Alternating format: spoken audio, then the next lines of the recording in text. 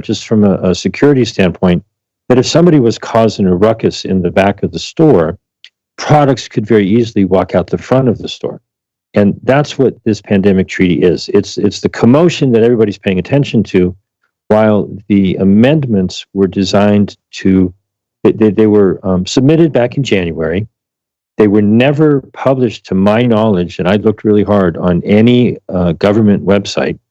They pretty much disappeared. They popped up quietly on April 12th on the WHO website, and no news media coverage at all. Okay, I saw them for what they were. I started raising, the alarm bells that, this is something that people need to know about. I think what their plan was to have it pop up somewhere between May 22nd and 28th during the World Health Assembly in Geneva. And like Nancy Pelosi said, just vote for it and you can read it later.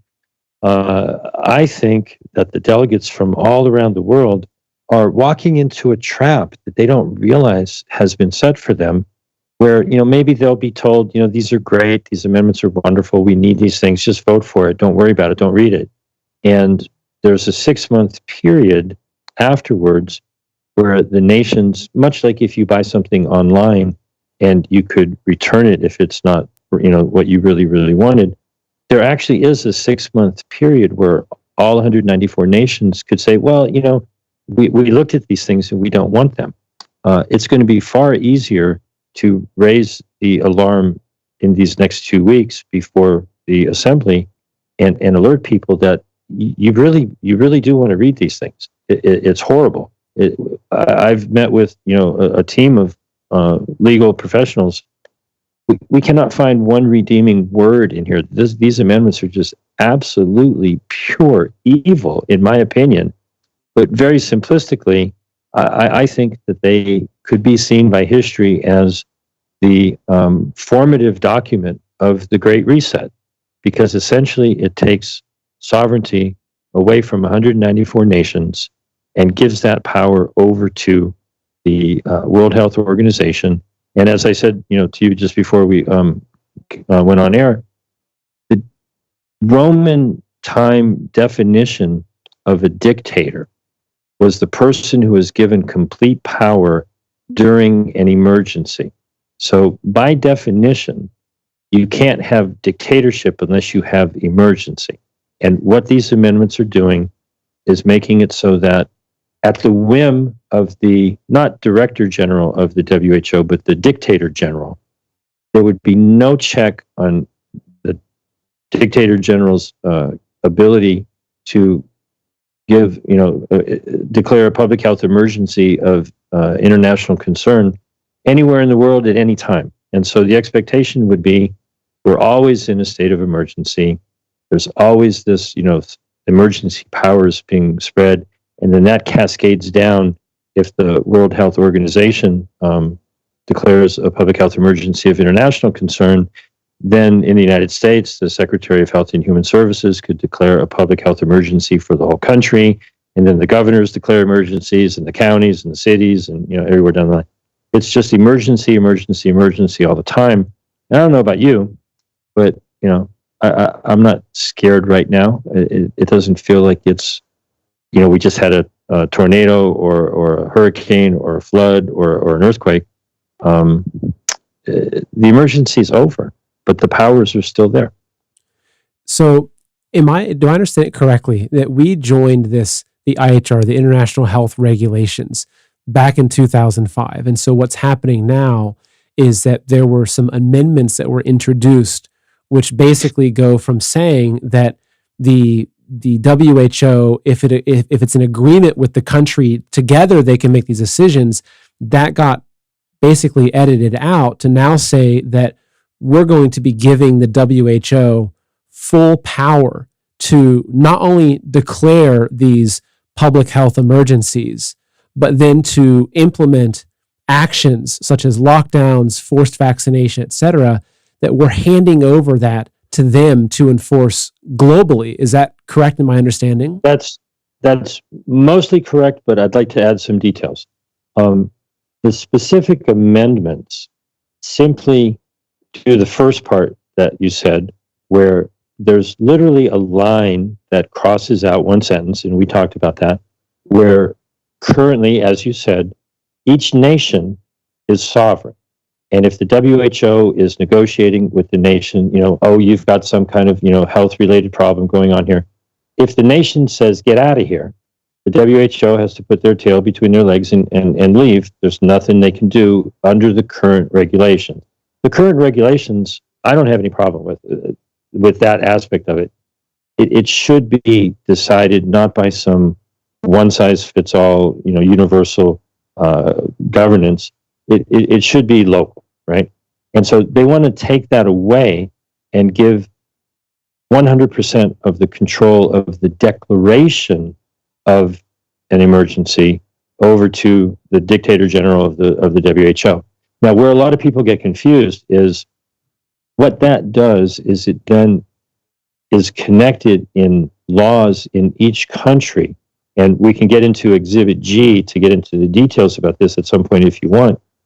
The United States changed their definition years ago in preparation for this. They got into lockstep before this is even happening, where one of the newly defined regulatory cover for a declaration of a public health emergency in the United States says if the Director General of the WHO merely makes a recommendation, and that could be, yeah, you guys ought to wear masks because something's going on. That's enough for our regulatory's definition for our Secretary of Health and Human Services to declare a nationwide public health emergency. And to be super clear, it's each nation and each state and each province and each county that are busy as we speak putting in some of the most outrageous, quote unquote regulations or laws. They're trying to pass, the craziest things here in California. So the amendments on an international level are on one way, it's just flipping the switch of switching the control from the nations, the individual nations, to the WHO, and then it just cascades downward. And I'm in touch with people in Ecuador, and the regulations that they've put in there are just absolutely frightening. So each country is going to do their own thing. Maybe states like Florida will be a little different than Texas and California and New York, but it's the triggering of the emergency that people who are in those positions of authority, governors and health commissioners, they love the power that comes from, declaring an emergency. Oh, yeah. And, it's complicated, but yet it's simple. The amendments shift the control from 194 individual nations to this one body. And the Director General is set to be, I think, coronated at this assembly. He's up for re-election, but he's unopposed. We hear about that all the time in banana republics or, North Korea or whatever. I think that their plan was to vote him into office unopposed for another 5 years and just hand him the keys to the kingdom. So where does the Constitution come into place with this? Because I live in Ohio, for instance, very conservative area. I grew up in Ohio. Oh, great. Yeah. And I think about locally, how can some guy over in, whether it's Geneva or wherever, they're headquartered, make a rule that is going to change my way of life and even force medical decisions upon me like that. So how does this, when the United States agreed to abide by this, and I know that you said that Obama made some changes just before he left office, did the federal government or did key people in our government basically sell us out to the World Health Organization, these globalist organizations, and say that, we're going to sign this permission over to you that in the right time in the future, you can come in and we're going to agree on behalf of the people to let you just bypass our Constitution? I do my best to stick to facts, and I don't try to ascribe intent or my opinion. And the beauty of what I've got going on here is I have the evidence. And so to answer your question with, factual precision, in Exhibit G, and you don't have to pull it up, there's just a little excerpt there. You can see where they published in the Federal Register a change in the language. There's a whole bunch of words that they changed the meaning of. It's classic 1984 newspeak. You think you know what a word means, but it doesn't mean what you think it means because they just put in regulations that change the definition. And so it's kind of easy to find this stuff, actually. You just look for where they change the meaning of words, and it's a pretty good clue that something, fishy is going on there. Actually, here's Exhibit G here. And so this is what I mentioned earlier. They changed the definition for, how we could declare a public health emergency. And it literally is if the Director General makes a recommendation. And, it's mind-boggling. It's like, if this person says so, then, we're going to have an emergency. And those changes, along with a couple others that I'll mention, one of them's kind of amusing to me. They changed the definition of an ill person. Okay. Now I can accept that you want to define, what it is when someone is ill. Okay. And there's a handful of different things that they use for the thing that makes sense. You have a fever, all that sort of thing. But one of the definitions of an ill person for purposes of quarantine is you could quarantine someone who meets these criteria. And the criteria are the person is warm to the touch, they have a headache and a stiff neck. So since we're in the middle of a public health emergency right now, and if you're traveling and you get off the plane and you're hot and you go, oh man, I got a headache, and my neck is stiff, you're an ill person. You could be quarantined under the regulations. It's that absurd. Okay. The other thing that they changed is in the international health regulations. The international health regulations, as they stand, I feel, do a better job of defending my bodily autonomy. My person, my body, myself, and it's considered to be invasive to have something stuck up your nose as part of a test.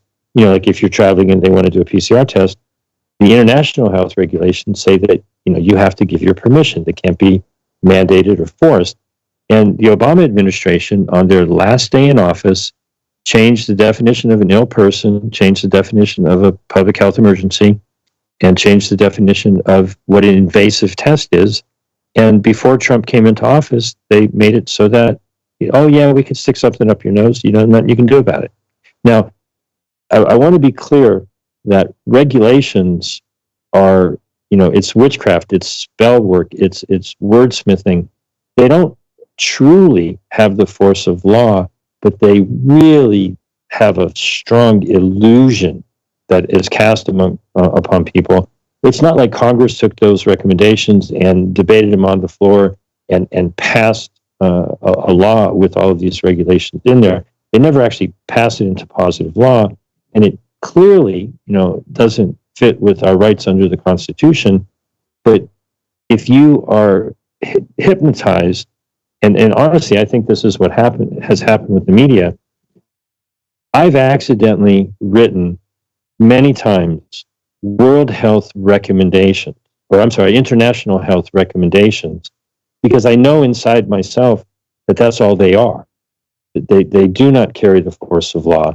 But if people think that these regulations are actually an obligation, if you've been hypnotized to where you watch the news and you hear Fauci or you hear the WHO make a recommendation, if your mind translates that into something subconsciously where you think you have to, just because somebody says so, you got to read the law and you got to understand that a recommendation doesn't have the force of law over you. But and that's why I think we're seeing the past couple of years, we saw that it wasn't just the individuals where they say, well, my state's health director came out and said that we have to do X. They don't think about that. No one carries around the Constitution in their pocket, right? Well, some patriots do, right? So that it seems like that's what this is doing. Is it's just this permission. It's giving these people this mental permission to carry out these acts to carry out these lockdowns, these mandates. And the problem, and this is why it's so important with what you're doing, is that we, the people, don't see through it because we don't, they're not covering this on Fox News. Because if enough people said, hey, that's not constitutional, then that would be enough to stop what they're doing. But people are just following along blindly. And even beyond constitutional, it's just not defined. And I'll digress just a tiny little bit because it's a story that I think people will relate to. A month or two ago, when the newest Supreme Court justice was going through the nomination process, they asked her to define the term woman.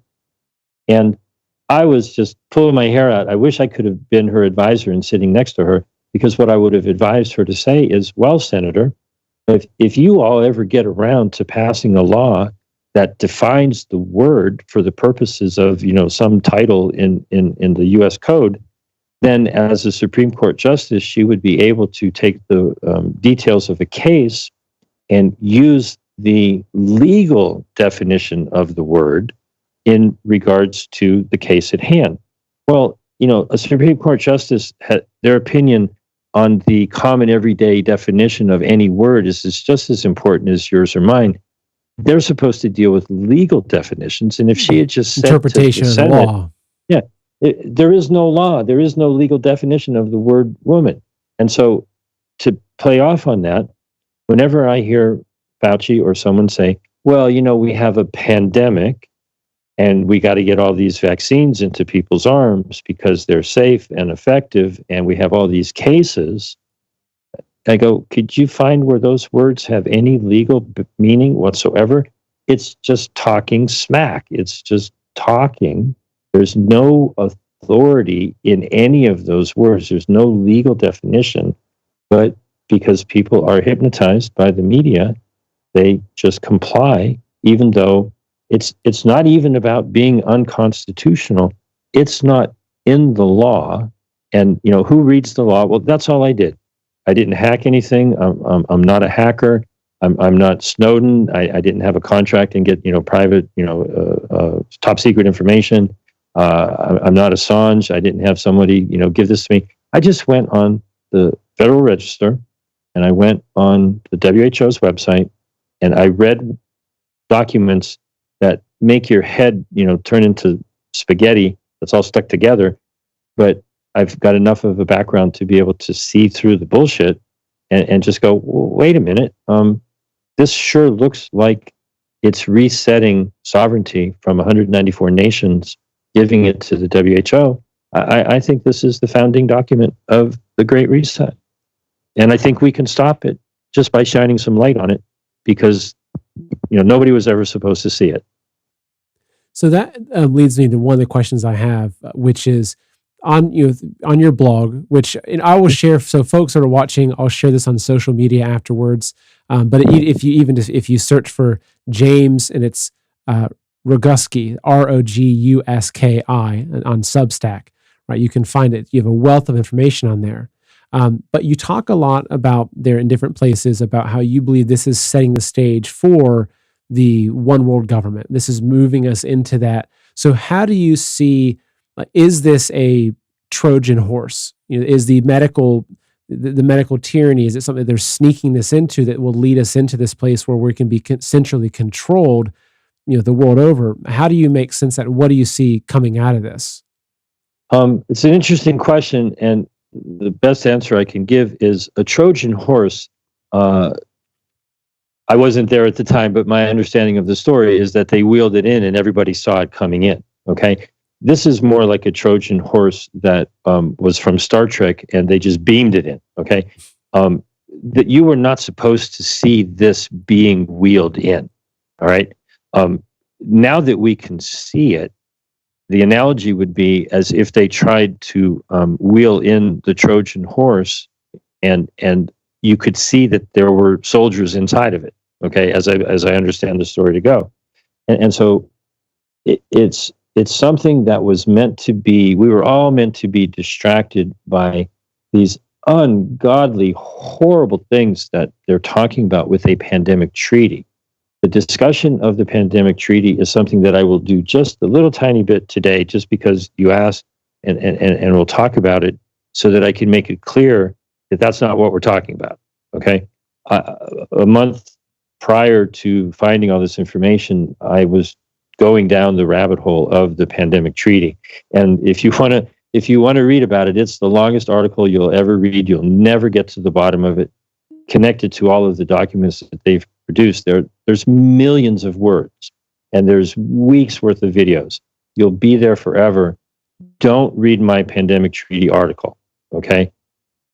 Maybe sometime in the future when we win this battle, you can go see what they were plotting.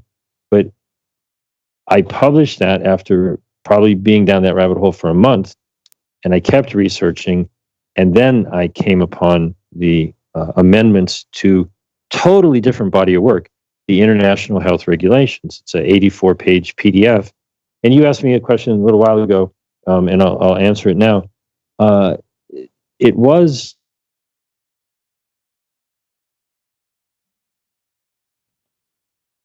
Well, it looks like we lost James there. Oh, there we go. Okay, good. Someone was trying to call me. I'm sorry, I'm on my phone. Oh, I thought it was Tedros and the WHO pressing his big red button. No, I'm glad it was just a phone call. I'll call them back. Which leads me to this. I'll come back to that idea. Here's my phone number, folks. It's 310-619-3055. Don't call it right now. We're on the show. But if you have any questions, call me. I'm that serious about this. It's that important. And I've met some of the most wonderful people, present company included, who are concerned about this, as they darn well should be. And so the pandemic treaty is a horrific beast of a thing that gets people's attention. But the reason why it's being presented is they didn't want anybody to see that this was just underground. It's going to get voted on at the Assembly in Geneva from May 22nd to 28th. And then there's a 6-month period, for implementation. But it's also a 6-month period, and this is a very unusual legalistic situation. Every single country can just reject the amendments. All they have to do, literally, it's like, getting a note from your doctor or getting a note from your mom, to play hooky. If the delegations after the amendments pass, or we hope they don't pass, but if they pass, every country can just write a notification to the WHO and say, no thanks, we don't want this. And it's astonishingly simple, but it's going to be an enormous battle to wake people up to demand that. But we're lucky because now everyone knows that that's a possibility. And so there's probably a couple of questions out there that you've asked me now, but with the conversation, if I've missed something, bring me back to whatever might be a question that you have. Sure. So one of the big questions, just as an individual in America, it's we know how to affect our local governance. We have the midterms coming up, we're out voting in the primaries.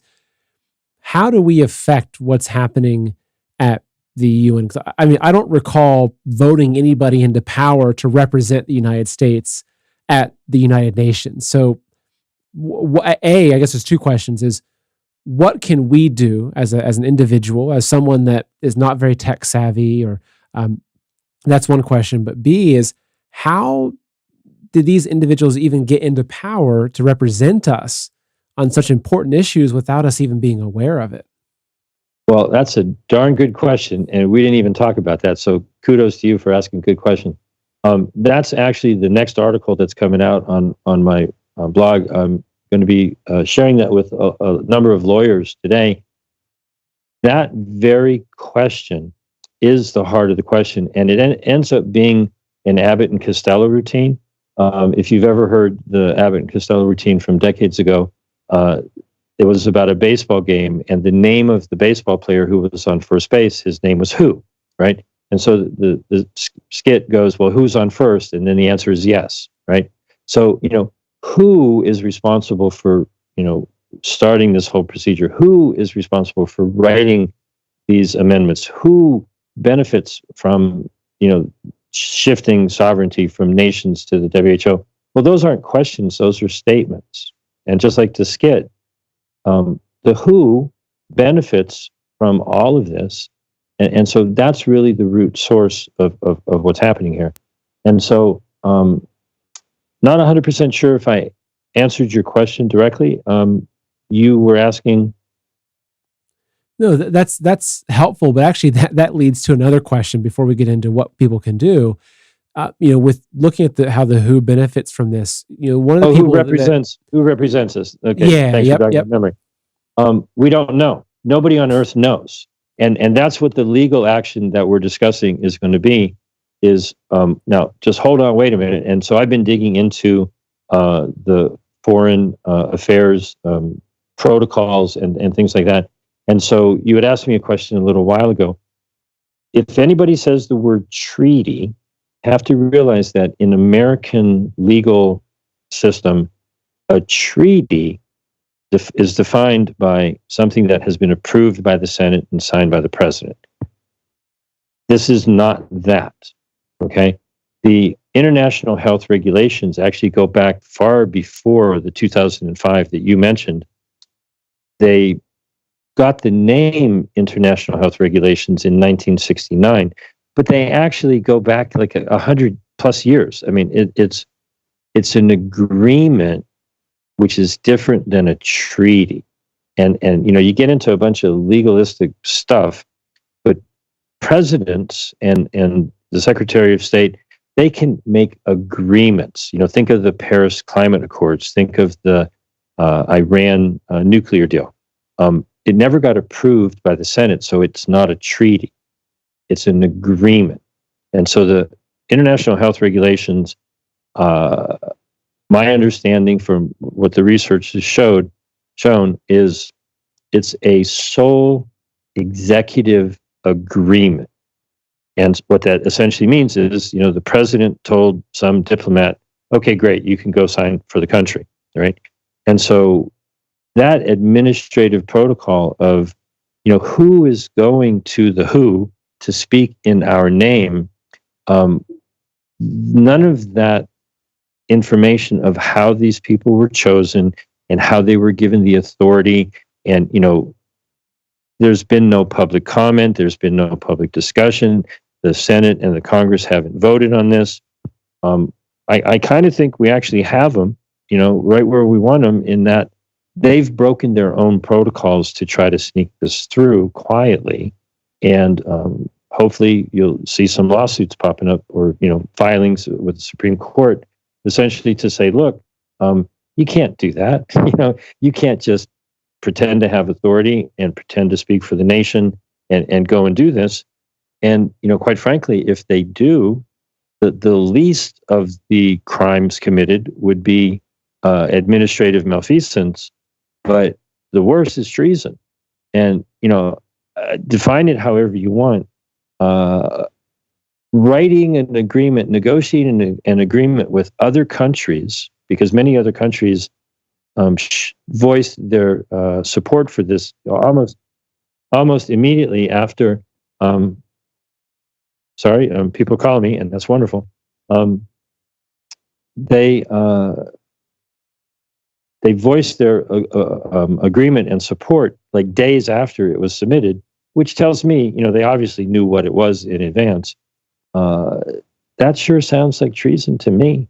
And it's not just the United States. We're the country that submitted it to the WHO, and I see it as a trap for the other, 193 countries plus one, that, have they read it? I've had friends, is actually the person who was calling me. People in Ecuador have helped to translate this into 8 or 9 languages, and then other people in Germany and Portuguese. And the WHO hasn't even met their fundamental obligation of translating this into the 6 languages that they say they support. So countries around the world have no idea what their delegates are walking into. I believe that our Congress, or our House and our Senate, call your congressperson, call your senators, and say, look, do you know about this? You should be pissed off. You're supposed to give advice and consent. These quote unquote diplomats are not properly voicing the will of the people through Congress. What are you going to do about it? You want to be elected in November? you better speak up about it, because this sure looks like, global treason. And you bring up a good point, getting into what people can do. And I want to point people towards your website where you've got, I'll pull up the page here. This is your Substack page. This is, so again, folks, just James Roguski. So, and I'll post this on Truth Social and Telegram afterwards, but James has an entire page here on his website called Sound the Alarm. And this has all of these steps of what you can do. It gives you this activist toolbox, which is fantastic. There's videos here, but it literally shows you exactly how you can take action. And what I've gathered from the information you put together, James, is that the most important thing that people can do is to get this information out to as many people as possible. And so this video, so I came across you on SGT Report. My wife was actually listening to SGT, and she goes, "Seth, you got to listen to this." And she goes, he gave his phone number. So she says, "Call up this James guy, get him on your show." And so I called you. I said, "Hey, James, I want to have you come on my show. This is an important message." So I think that's the biggest thing. I'll let you talk about that. But from what I'm seeing with this, the most important thing that people can do is to share this video, share your website. You've got materials people can download and print off and share those. So why don't you talk a little bit about what people can do to help affect this situation? Well, step number one is don't believe me. Okay. The evidence is on the website.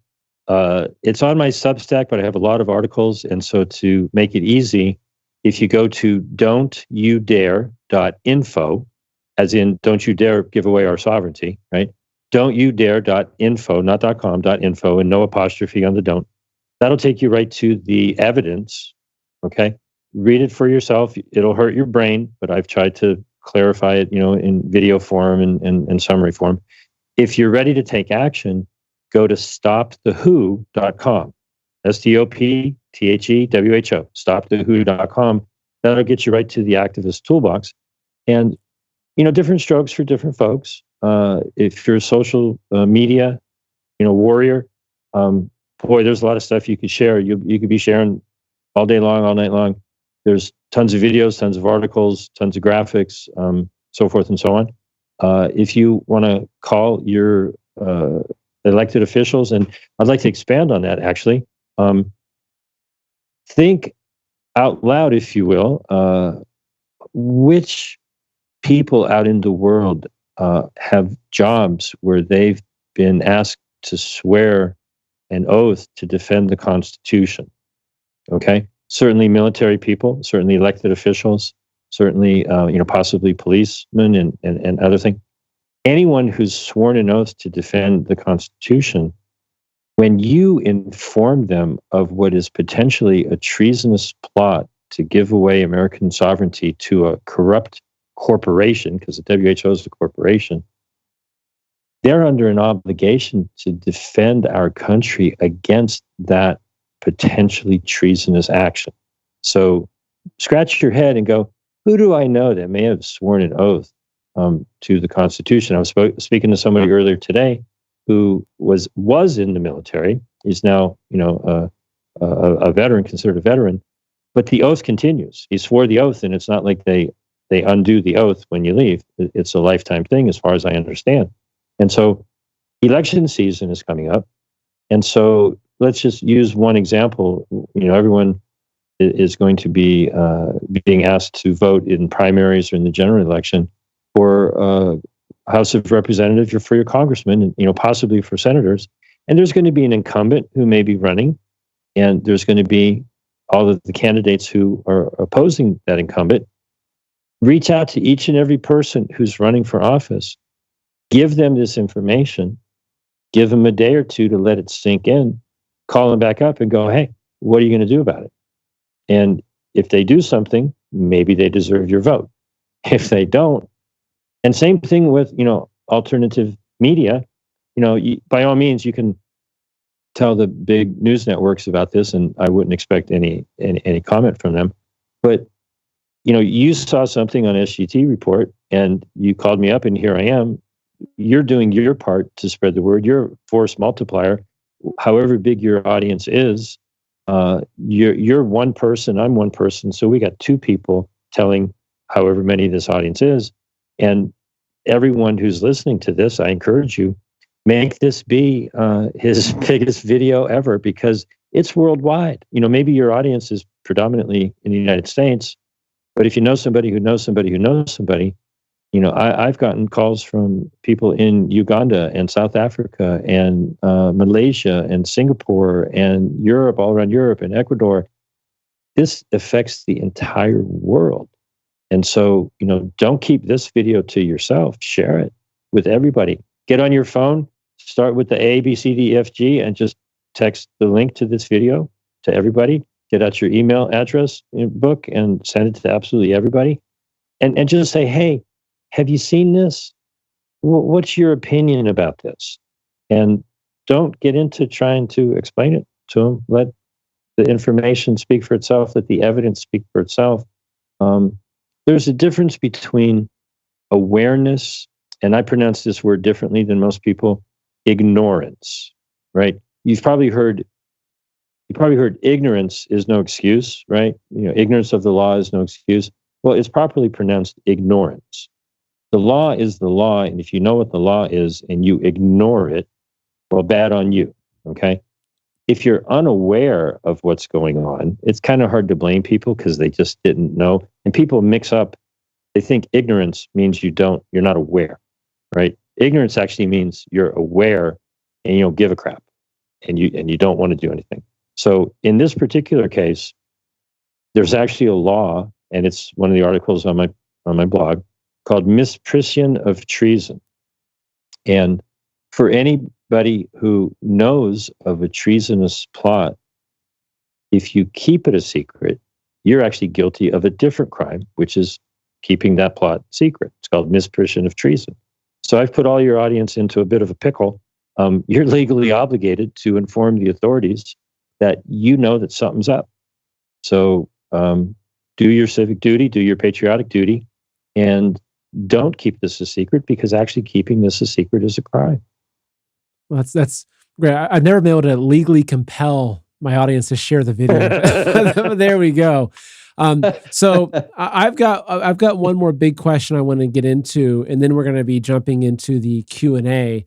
But I just want to tell folks that if you want to join us for the Q&A, it'll be over on Rise TV. I'll pull that up for you. So Rise TV, there is a link in the description below where you get a free trial. It's our streaming platform. It's by Patriots for Patriots. We have a lot of fantastic content over there. And if like I said, there's a free trial. If you want to stick around, it's $10 a month. If not, I understand. I know gas prices are outrageous, and Biden's not helping us at all with that. And so if your finances are tight, I understand, which is why I continue to do this content on the public platforms as I do. But if you want to support what we're doing, joining Rise TV is the number one way to do that. So we will be over there shortly for the Q&A session of this. But one question I have, so I interviewed an author named Michael Singer, and he wrote a book, which you probably would find fascinating, basically describing how Xi Jinping and China, through their control of Tedros, who actually the CCP in many ways put him into power. And so Tedros is in many ways a puppet for the CCP, as are a lot of people in the UN, the WHO, et cetera. But this author, Michael Singer, in his book revealed how it was actually the World Health Organization became an arm of the Chinese Communist Party that was used to lock down the entire world, to implement all these things, to basically crush the whole world under the weight of the COVID pandemic, it really is rooted in their warfare tactics of China. So do you think that what we're seeing with this in any way ties back to China, that this is, you could say that we're handing over a lot of our rights to the World Health Organization, but to me, like the even bigger concern, especially if you look at what's happening in Shanghai right now, is that we're handing over our rights to the worst communist regime that the world has ever seen? It's a little bit different than that, because what this really is legalized fascism, and people get the terms mixed up. Fascism is when corporations and government work together hand in hand. And so, I haven't been to China. I don't think there are actually too many communes still kicking around. Okay. What you're dealing with are corporations. There's concentration camps there. Right. You're dealing with massive, somewhere along the line, in my opinion, and I like to distinguish fact from opinion, and you're kind of asking me, to give an opinion, and I'll be happy to do that, but I want to clarify, it's an opinion. I want to focus everybody's attention on the evidence and the facts about what we've been talking about. It's my opinion that quietly, China shifted from being purporting to be communist with communes, okay, the state owns everything. Well, they're really morphed into a fascist society where the government and the corporations work hand in hand to crack down on the people. And you just got to listen to Benito Mussolini's definition. Fascism is the combination of corporate power and government power. And we see that everywhere in the world, the United States, across the board. People mistakenly, in my opinion, forget what commune, okay?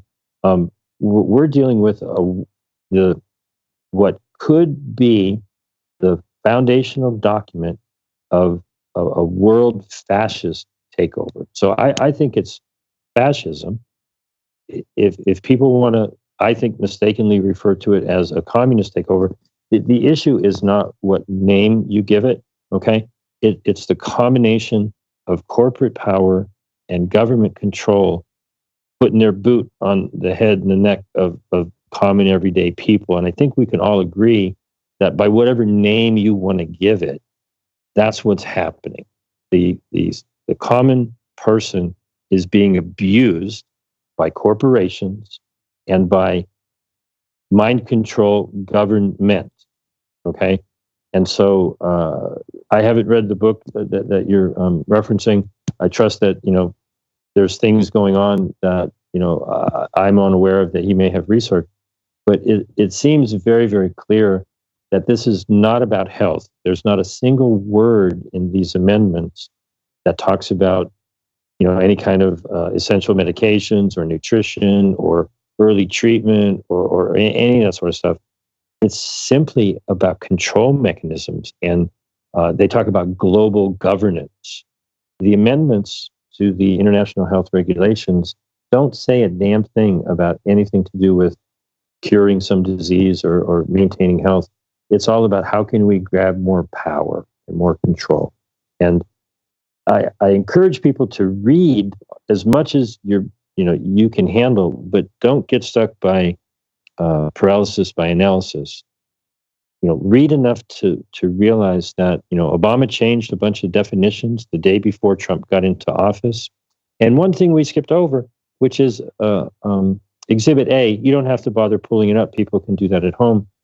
In 1948, when the United States joined the WHO, literally, I found the place where Harry Truman and the Speaker of the House and the President pro tem of the Senate signed the joint resolution on June 14th, 1948, where the United States joined the WHO. And, like, hey, we want to work with the entire international community for the health and benefit of everybody. But it literally says there in the clearest English, we'll join, but there's nothing that is in your constitution of the WHO, and there's nothing that you can recommend that forces us to do anything you say.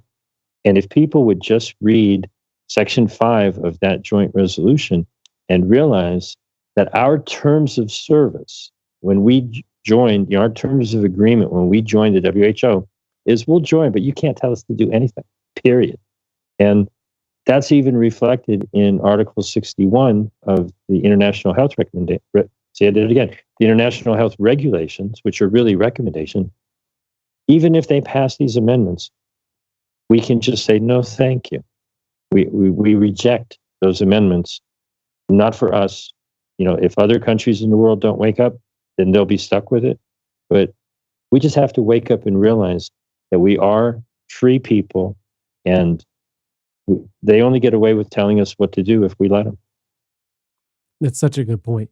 So we're going to now head over to Rise TV for the Q&A. Actually, I just saw the first question I want to get to pop up from Metal Avenger, who says, Do you think criminals like Tedros and Gates will finally be exposed and arrested in the near future? So we'll get to that in a second here in the Q&A portion, but I want to ask you before we get off the public platforms, if you want to let people know where they can follow you. Are you active on social media?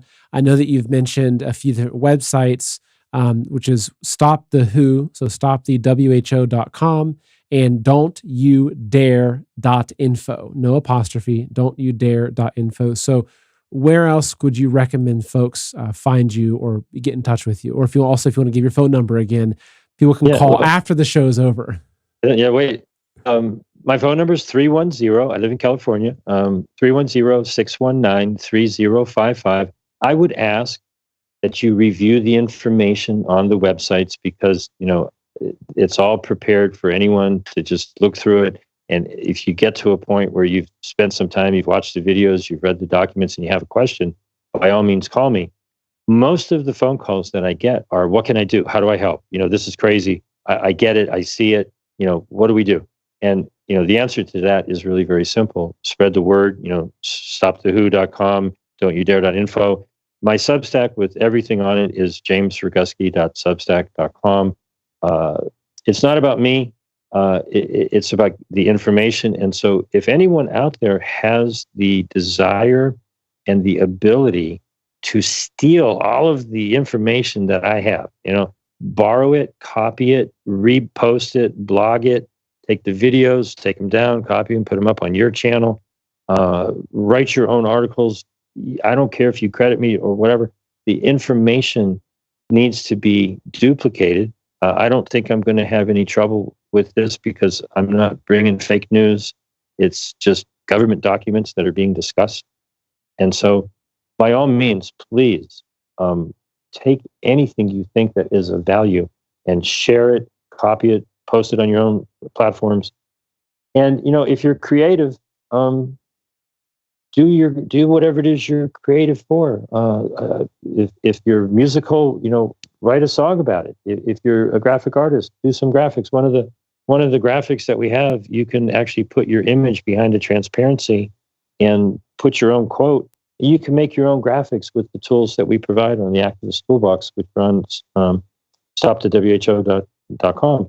And so be creative, be proactive, spread the word like crazy. We caught them before they were going to try to put their hands in the cookie jar and have every nation be all confused and give away our sovereignty. It's not just the United States. If you know somebody who knows somebody who knows somebody who lives overseas, wherever it may be, we have to wake up the world with this. And I think this is a very clear, easy to understand red pill. And if anything's going to red pill the world, it's the WHO trying to snatch everybody's sovereignty and create, I refer to them as the World Hypnosis Organization. And Tedros, who's going to be coronated for his second unopposed 5-year term, they want to make him be the dictator general. And so I think the question mixed in there somewhere was, Bill Gates or Tedros going to be charged with the crime and put away? Well, this crime is documented. It's an attempt at treason. And so are we going to be able to nail, those two people? They're so hidden behind the scenes. How do you chase the strings from the puppets to the puppet master? I'm not saying that's easy, but they're not going to get away with this one because now everyone's going to know about it before they even try it. I agree. It's a very good point. So Dom, you can go ahead and cut the public streams. We're going to now jump into the Q&A. And so you've already kicked off the Q&A with answering that question. So the next question I have for you, this is from Supu, who says, do the World Health Organization and the World Economic Forum work together? I will say that I will give you my opinion because those are not bits of evidence that I have on my website that I can point to. Oh, hell yeah. That's my opinion. Duh. Of course they do. But, go out there and do your own research and bring back some documents and put them up on your website. And,